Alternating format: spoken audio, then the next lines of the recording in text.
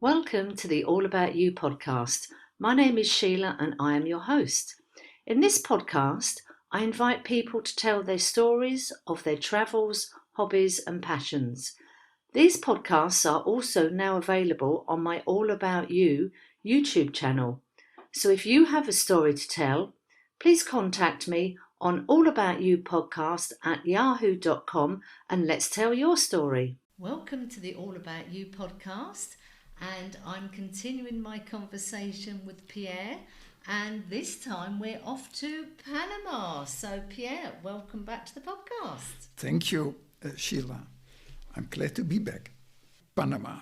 Yeah, so I moved to Panama in July 2016. Yeah. Panama is located in Central America, bordered by Costa Rica to the west and Colombia to the east, the Caribbean Sea to the north, and the Pacific Ocean to the south. Did you know that Panama was a part of Colombia? That was more than 100 years ago. Panama was part of Colombia, but then they had an issue with digging the Panama Canal, which was first done by de Lesseps. That was the Frenchman who dug the Suez Canal as well. But he was unfortunate with digging the Panama Canal. So the Americans took over. However, one of the conditions to finish the Panama Canal was that Panama should be diverted from Colombia. So during that process, Panama started their own life. Okay, Panama is famous for the Panama Canal, connecting the Pacific Ocean with the Caribbean Sea. On average, some 45 ships cross the canal on a daily basis. Panama is also known from the leaked Panama Papers. Yes, that's when Panama came up on everyone's radar. And the many ships sailing around the world under Panamanian flag. Panama Papers and the ships on Panamanian flag, which means a cheap flag, are not very positive signs of Panama. But the country itself, it is beautiful, it is so nice. Panama measures 65 kilometers on its narrowest point between the Caribbean Sea and the Pacific Ocean. And it is at this narrow point where in the earlier days, during the Spanish colonization period, they used the creeks, the lakes and the rivers to hold the stolen gold from Peru and Colombia to the other side, to the Spanish galleons, waiting on the Caribbean side, and to bring further the transport of gold and the treasures to Spain. So on this narrow land water crossing, the Panama Canal was built, and it opened in 1914. Now, in this canal zone was owned by America. The states more or less cashed all the tolls of the ship, and the residential area which I chose to live in, where my apartment was located, was in this canal zone.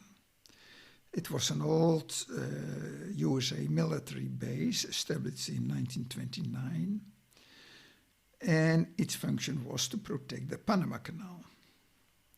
The base itself was called Fort Cobb. The residential area where I lived was now called Panama Pacifico. It was built a hilly area with still a lot of the old military buildings like hospital, church, helicopter pad, airfields, and many houses spread over the hills were still there when I went into my new apartment. So this was the place for my retirement. I like the hilly area with lots of bicycle and walking routes through the forests and hills. Lots of wildlife, such as sloth, spider monkeys, coatis, and many birds like toucan.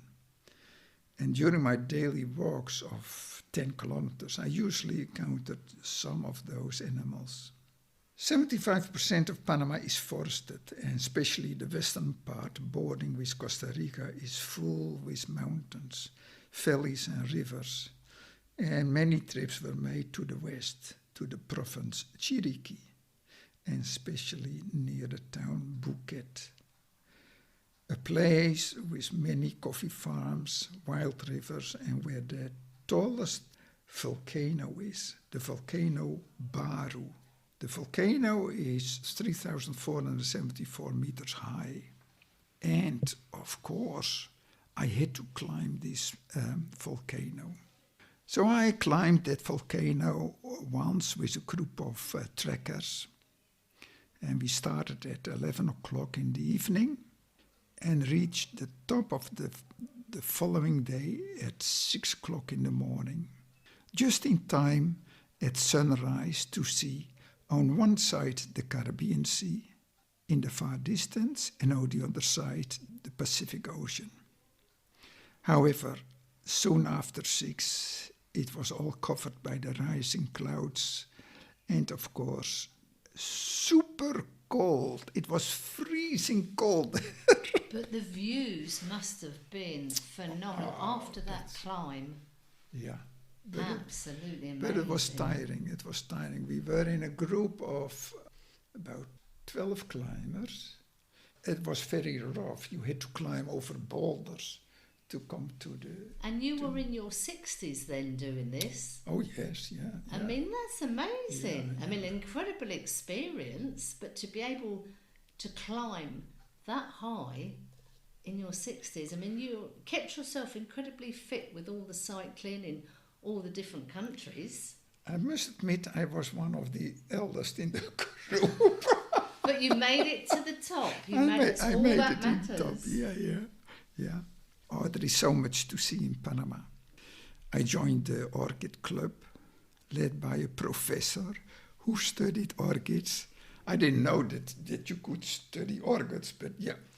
And he published the books. And every so often we went with our group in the forest to discover wild orchids. And then we came home, we looked on the species, what kind of species. And it was very interesting. All my life, more or less, I was interested in orchids. I had orchids in my time in Thailand, orchids in Gabon. Yeah, I really liked it. I mean, they are incredibly beautiful flowers, aren't they? Orchids. I mean, I think a very romantic flower. Yeah, and sometimes you have to wait 2 hours before they blossom again. Yeah, you have to treat them very well. Yeah. Nowadays you can buy the orchid. It is very fashion now That's to buy it, sort orchids. of the commercial orchids, isn't it? Not just the wild orchids. Yeah, incredible. Yeah, and you know there are 1,200 different types of orchids in my terraza there in Panama Pacifico was full with orchids. My daily routine was getting up early, 6 o'clock, looking to all the orchids first on my terraza, spray them a little bit, and then ready for my walk. I walked there every morning, 10 kilometers through the hills. I had 7 hills in that 10 kilometers. Yeah, I like that very much. I have another story about Fred. Oh, Fred's yes. back. Fred's back. Fred is back. No, this time not Fred. Back in the time of my posting in Venezuela, I had a good Dutch friend. His name was Harry. And like my other friend in Aruba, Fred, we parted our own way. He moved to Belgium and I moved further to another shell posting. And what happened? We met each other again in Panama. And we lived not far away from each other.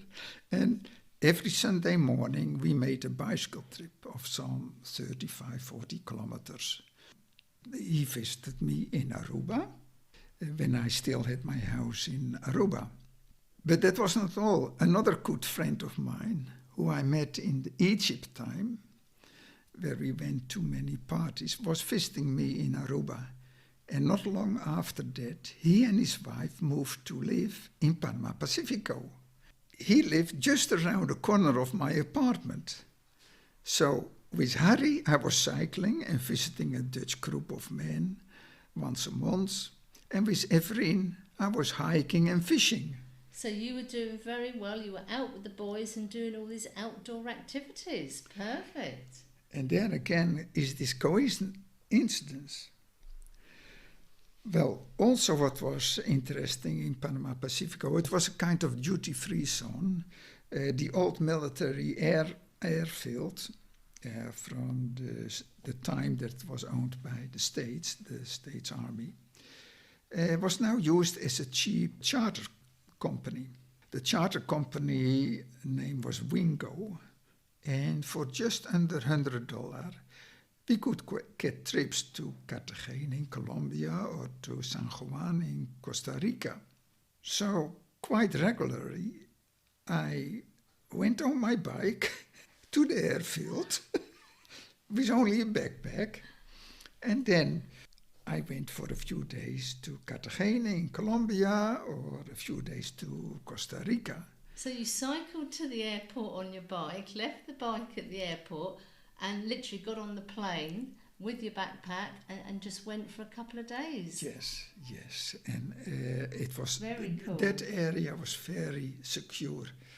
Panama Pacifico, it was gated with a very strict security system in place. So I could leave my bike there for a couple of days, and when I came back from my trip, I cycled home. Yeah. I think that's brilliant. It was a very happy living in Panama. I was involved in the Dutch group organizing parties with King's Days. By the way, I did it in all my life. So in all those postings, I was part of the Dutch committee organizing Queen's Days or Christmas Days or Sinterklaas. So you're always behind the social activities for everybody. Yeah, I like that very much, yeah. And I was also involved in an international school. The international school was also based in Panama Pacifico, and that was more across of my apartment. And my son was going to that school, to that international school. That was just 30 seconds or 1 minute walking across the road. And I got involved there in many activities. My son Pedro graduated from high school in 2018 with his IB diploma and started that same year in August University of Nijmegen in Holland. So you're quite happy living in Panama, but we are sitting here doing these podcasts in Valencia, Spain. So there's obviously something happening that changed your move from Panama to Valencia. Yes. So this isn't the end of your travelling then? No. So I never intended to sit during my retirement having a coffee behind the plants and getting up late. I'm not such a person. So it is always surprise, surprise. So what happened? I got a date. Oh. Yeah, I got a date, and that was in October 2018. And her name was Carmita. And it was a virtual date, so that was online. And the date got very intense. So on a certain moment, I said, well, I will visit you in, Valencia, because Carmita was living in Valencia, Spain. So I visited her on the 14th of February 2019 for the first time. So on Valentine's Day, you had your first face-to-face date? Face-to-face, yes. Oh my goodness, that is very romantic. It was very romantic and very special, so it clicked very good. Yeah, so what to do? Panama, Valencia. First, I invited Carmita back to Aruba, because I was moving from Panama, Aruba. I still had my house in Aruba. I invited her in April to come to Aruba, and she spent 2 weeks with me in Aruba. And at that moment, after her visit, I said, yes, that's it. Let's do it. So I moved to Valencia in June, and I sold my property in Aruba in August 2019. And here I am in Valencia. I have to say, Pierre, doing these podcasts has been absolutely phenomenal. I have enjoyed every single story. I've enjoyed the geography trip. I've learned an awful lot about the world through our conversations. And it's been absolutely brilliant. And I'm so lucky that you agreed to do, I think this makes it 13 podcasts now. Wow, 13. Wow, I think it's 13 podcasts, yeah. Absolutely amazing. And I can just see, and I know, Carmita, you are both so happy together. You make a wonderful couple. You celebrated your wedding. Yeah, we So you married. unfortunately got caught up in cancelling your wedding because of the COVID crisis. Yeah. But you did get married, and yeah, you're a wonderful, wonderful couple, and I'm very happy for you. Yeah, thank you very much. Yeah, we married last year, 20th of July, in Holland, because in Holland it was more easier than here in Valencia to marry with all the documentation. And yeah, we are very happy. And I'm quite frank to say that I like to talk about not my life, but those stories. You know, I always wanted to get retired earlier. And then I thought, maybe I could visit schools and help with geography to tell stories about the different countries. Because I have loads of films, slides, and photos. That was always in my mind. And yeah, you forget the bad things in your life. And I'm an optimist, and I like to talk about my experience and where I went through it. Yes. And I think this is exactly why I started this podcast, because over the conversations we've basically documented your life from the age of 21 to the present day, all the countries, the jobs, the stories, and that will be there forever. Yeah, but I think every single person has a story. Absolutely, and that is the ethos of this podcast. Everybody has a story. Pierre, thank you so much for your time and your patience and sharing all these wonderful travels and stories on the All About You podcast. Well, thank you, Sheila, and I'm very thankful for that you invited me to do those podcasts. Thank you, Pierre.